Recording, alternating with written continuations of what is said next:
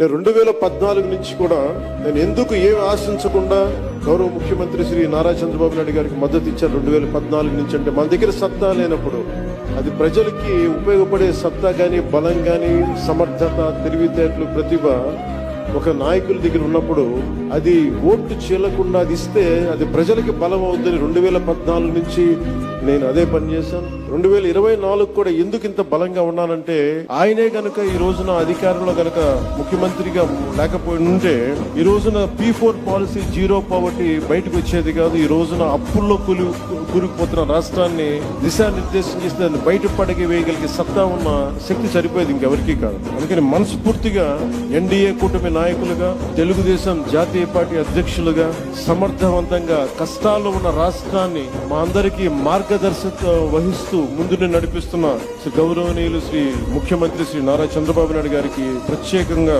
ధన్యవాదాలు, కృతజ్ఞతలు, నమస్కారాలు తెలియజేస్తున్నాను.